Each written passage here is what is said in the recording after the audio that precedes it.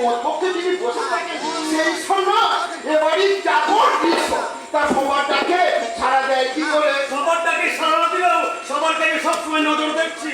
একেবারে ঠিক কথা বলেছেন বাবু, একেবারে দামি কথা বলেছেন।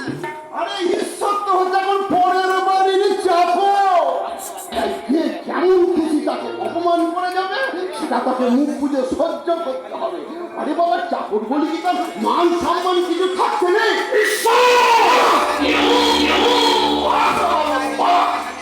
আমার দাদা বাবুর মতন একজন সৎ আদর্শ স্কুল মাস্টারের সব থেকে প্রিয়জন হচ্ছেন আপনি। বাবুর মুখে শুনেছি আপনি একজন শিক্ষিত সন্তান, একজন ভদ্র শিক্ষিত সন্তান হয়ে আপনার থেকে বয়সে যে বড় তার নাম ধরে ডাকতে আপনার এতটুকুও বাঁধলো না। তুমি যে বড় বড় কথা বলছো, জামাইবাবু রাজনীতি দেখছি একদম মাথায় উঠে গেছো। ঈশ্বরকে তো সবাই মাথার উপরে রাখে শালা বাবু। ওই হলো আপনাদের মতো শিক্ষিত মানুষের মধ্যপাত। সেখানে কান কাল বিবেচনা না করে আপনারা ইংরেজি বলে ফেলেন। আমাদের মতন মূর্খ মানুষগুলো ওই সব ইংরেজির মানে বুঝতে না পেরে আমরা তখন কি করি? আমরা হেসে ফেলি।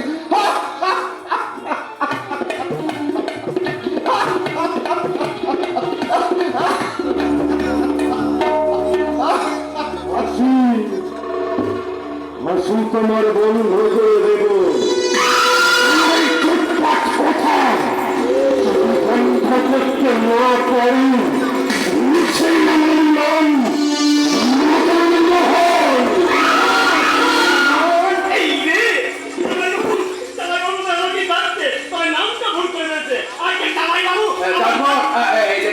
নাম ভুল করার অভ্যাসটা মারার কারণে দেখি।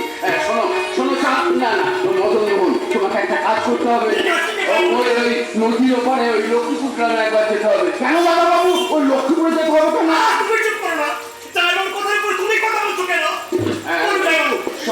শোনো মদন মোহন, তুমি ওই লক্ষ্মীপুর গ্রামে গিয়ে খোঁজ নিয়ে আসবে ওই গ্রামের ভূগোল রায় মানুষটা কেমন, কি করেন টরেন। হঠাৎ ভূগোল রায় খোঁজ নেওয়ার কারণটা কি? আরো তো একটা আছে সন্ধ্যা, শুনছি সবুজ নাকি প্রায় দিন ওই লক্ষ্মীপুর গ্রামে যায়। লক্ষ্মীপুরে যায় কেন? যাইটা কারণ ওই গ্রামের ওই ভুবন রায়ের মেয়ে বরানির সাথে নাকি। আমি তো শুনেছি ওই চাষা ভুবন রায়ের মেয়ে মোটেই ভালো মেয়ে নয়। ও বাবা,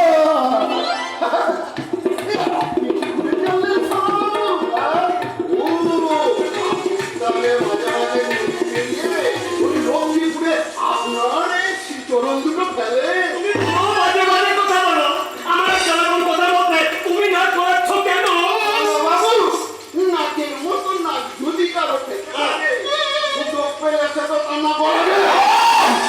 চুপ করো।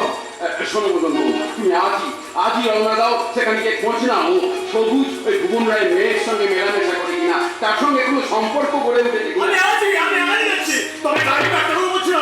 যদি তেমন কিছু ঘটনা ঘটে সেই ব্যাপারটা আমার ছেড়ে দিয়ে তোমাকে যে কাজের দায়িত্বটা দিলাম সেইটা তুমি পালন করো, তাহলেই আমি বাধিত হব। সব ছেড়ে কিনেছে, আপনাকে খবর দিচ্ছি।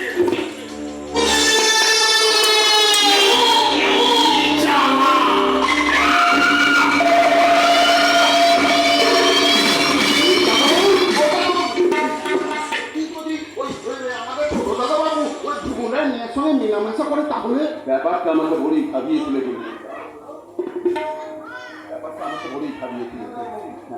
আমি জানি এই ভুবন রায়ের মেয়ের সঙ্গে মেলামেশা করে, কারণ এই চ্যাটার্জি বাড়ির একটা মান সম্মান আছে, সেই বাড়ির ছেলে হয়ে। বাবু, ভালোবাসা তো কোনো অপরাধের নয়। ছোট দাদা বাবু সত্যি যদি ওই ভুবন রায়ের মেয়ে বনানী মাকে ভালোবেসে থাকে তাহলে না হয়। ভালোবাসা অপরাধ নয়, কিন্তু আমাদের বাড়ির একটা বংশ মর্যাদা আছে, আর ওই ভুবন রায়ের মেয়ের মতো একটা চাষার মেয়ের সঙ্গে ভালোবাসার ধনী দরিদ্র মালিক কর্মচারী যেতে হয় না। ভালোবাসা হচ্ছে ভগবানের দান, সেটা যে মানুষের জীবনে কখন আসবে তা কেউ বলতে পারে না দাদাবাবু। আমি আমি তোমার বাবার আমল থেকে এই বাড়িতে আছি, তোমাদের এই ছোট থেকে আমি বড় হতে দেখেছি। আমি জানি তুমি তুমি আমার কথা তুমি অমান্য করবে না। মেনে নেবো দাদাবাবু, মেনে নাই না। ওই ছোট দাদাবাবু যদি সত্যি ওই মেয়েটাকে ভালোবেসে সুখে শান্তিতে থাকতে চাই, ওদের পথে তুমি বাধা হয়ে থেকো না দাদাবাবু। তাই হবে ঈশ্বর দাদা, তোমার কথা মেনে নিয়ে আমি সবচেয়ে ভালোবাসার মাঝে বাধা হয়ে যাবো না। মদন মোহন ফিরে আসুক, যদিও ওই ভুবনরা এই অনানির সঙ্গে ভালোবাসে, তাহলে কোন একটা শুভ দিন দেখে আবার এই বাড়ি সারাই বাড়িতে দাদাবাবু বাড়িতে আসবে লক্ষ্মী প্রতিমা, ভরে যাবে সারা এই বাড়িটা। লক্ষ্মী প্রতিমা মতন বৌদি মানুষ সন্ধ্যা পর্যন্ত তুলসী তোমায় সার বাড়িবে।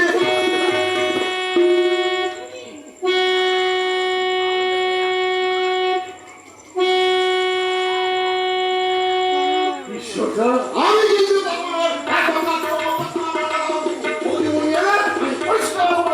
এই বাড়িতে এতদিন ধরে সমস্ত কাজকর্ম আমি করে এসেছি। এবার এই সংসারে সব দায়িত্ব তোমার।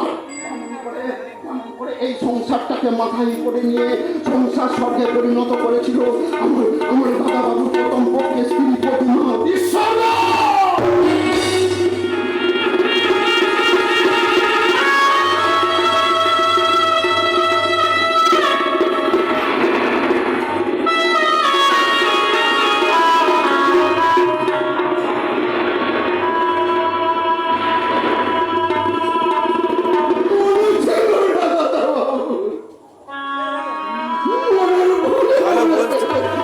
মুখস্থ খারাপ